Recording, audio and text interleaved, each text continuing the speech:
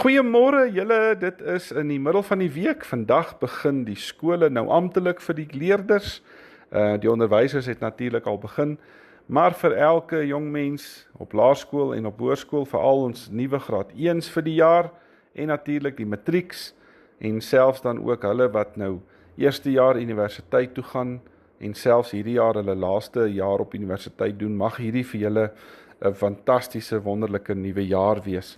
En vir al ons ouers en ons onderwysers, ons bid die Here se liefde op julle af, en mag dit vir julle 'n ryklike seënjaar wees, met elke kind vir wie jy die verantwoordelikheid dra, om hulle op te voed, om hulle te leer, en om hulle te rig. En mag dit vir julle 'n wonderlike stuk ervaring en 'n avontuur wees, om daardie verantwoordelikheid te besef en te weet, jy maak 'n verskil en 'n impak in iemand se lewe. In 'n geval, vanmôre gaan ek weer voort, en ek wil hierdie mooi vers uit Johannes 1 vers 16 vandag lees. Daar staan: uit sy oorvloed het ons almal genade op genade ontvang. Een van my gunsteling verse. Ja, genade julle, ek dink nie 'n ou sal ooit oor dit uitgepraat raak nie. Dit is eintlik die sleutelwoord vir elke gelowige. Die bekende uitspraak dat alles genade is, dis nie sommer net 'n oordrywing nie. Dit is eintlik die volle waarheid. Daar's absoluut niks op aarde wat ek verdien nie. Nie my gesondheid nie, nie my brood op my tafel nie, nie my salaris nie. Dit kom alles uit die hand van God. Daar is mense wat anders dink oor die dinge waaroor hulle beskik. Hulle sien dit baie keer as iets wat hulle toekom, op grond van hierdie voortreffelike eienskappe wat hulle besit, of hulle intelligensie, of hulle harde werk, en selfs in baie gevalle oorerwing. Maar weet julle, as 'n kind van God weet ek, dat elke asemteug niks anders is nie as net genade. En al die dinge wat ek ooit bereik het, of ooit in besit geneem het, is gawe uit die Here se hand uit. 'n Mens verstaan genade eers regtig as jy by die kruis 'n ontmoeting met God het.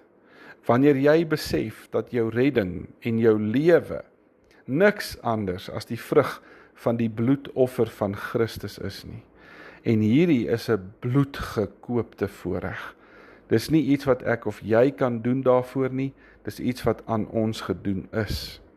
En eers wanneer jy daardie lig van redding sien deurbreek, dan ontdek jy die wonder van 'n nuwe lewe. 'n Lewe wat 'n gawe uit God se hand is. En dit is die God wat vir jou glimlag, omdat hy jou liefhet. En dan kan 'n ou net sê, watter onuitspreeklike genade. Want alles, maar alles is genade. Vergeet ons baie keer so vinnig, Efesiërs 2 vers 8, julle is inderdaad uit genade gered. Hierdie redding kom nie uit julle self nie, dit is 'n gawe van God. So, mag ek en jy vanmôre geseën word met 2 Tessalonisense 3 vers 18, die genade van ons Here Jesus sal by julle elkeen wees. Kom ons maak die oë toe, dan bid ons saam.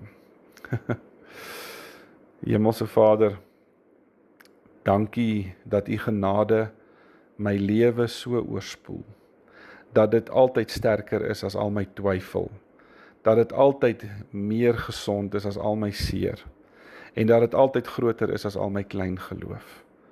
Dankie dat ek u genade kan voel in elke sonskyn, dat ek dit kan ruik in elke blom, en dat ek dit kan hoor in elke voël wat sing. Mag ek u genade elke dag vashou, en mag ek dit saam met my dra, in Jesus se wonderlike naam. Amen. Baie dankie julle. Julle moet 'n splinternuwe dag geniet. Dis daar in die middel van die week, so die week raak nou korter, maar baie seën vir julle. Ons praat môre weer. Totsiens.